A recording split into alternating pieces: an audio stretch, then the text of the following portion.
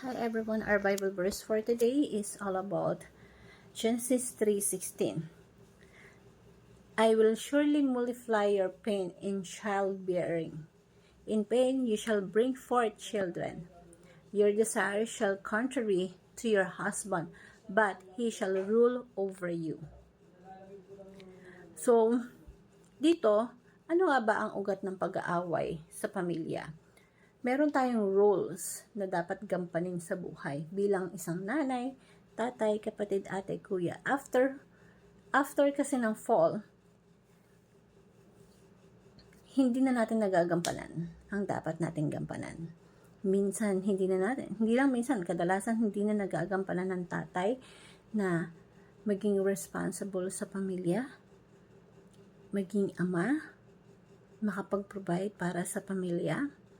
Ang nanay, instead na alagaan ng mga anak, nandun sa labas, nagsusugal. So, talagang merong distortions of roles. So, it leads to conflict. Broken relationship. Di kalooban ng Diyos na masira ang family natin, ang family mo.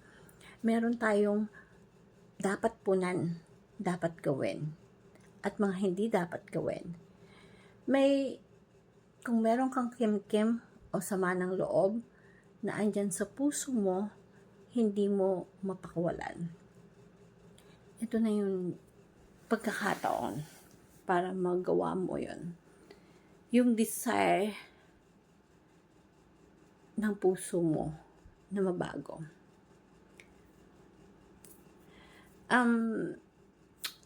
Yung babae, nang nagkaroon ng fall, nagkaroon siya ng curse na mahirapan siyang manganak. At yung paghahangad niya is contrary to his husband. Kaya nga kadalasan, 'di ba, yung babae gustong maging lagi yung gusto niya nasusunod. Gusto niya kontrolin niya yung asawa niyang lalaki. Mag-rule over to his husband. And yung rule over dito is abusive. Hindi kasi pwede sa isang tahanan dalawa ang hari. Dapat may hari at reyna. Ito kasi nagiging ugat ng conflict. Yung desire ng sarili, yung pansarili lang.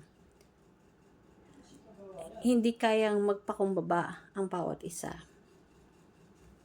Madalas, nasisira yung relationship.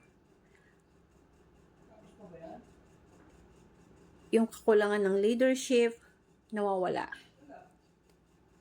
Ang isang babae, pag hindi mo minahal, ikaw din talaga, or yung asawa, hindi minahal yung babaeng asawa, ikaw din talaga magsasuffer. Kasi kailangan nila ng love. Nakadesign talaga ang babae na mahalin. And they need to be loved. For women who submit trust sa lalaki, dapat ang lalaki katiwa-tiwala. Dapat ka respeto. Ang hirap kasi magpasakop, magtiwala, at rumespeto sa isang taong mahirap respetuhin. So, ang solusyon sa lahat ng problema na to, si Kristo lang. He is the way.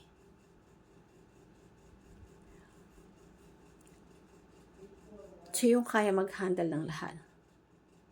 Subukan mo sa relationship is yung control, ang nagko-control, ang priority is sarili. Nagko-cause talaga ng conflict, pagdudusa, brokenness. So, Christ redeemed this kind of brokenness. If kayo lang mag-asawa ang mag-aayos, magkakaroon ng chaos, kaguluhan. Kailangan isa lang ang maghahari. At maganda, ang gawing hari ng inyong tahanan ay si Kristo. Christ-centered.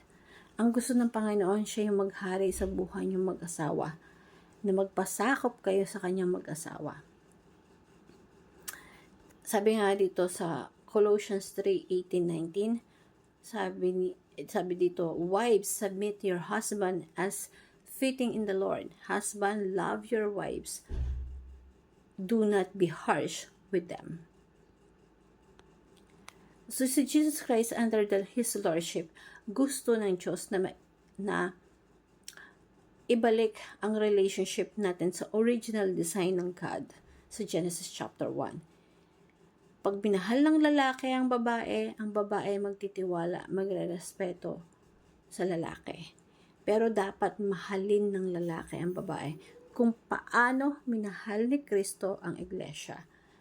Kung gusto natin na magkaroon ng standard, healing sa relationship, ipasok mo si Kristo as a center of your relationship.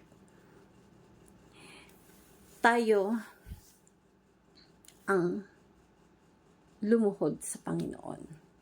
Imbis na kayo mag-asawa, mag-away kayo, imbis na ipaglaban niyo yung mga sarili niyong kagustuhan, ang ipaglaban niyo is si Kristo sa relationship niyo, Christ-centered.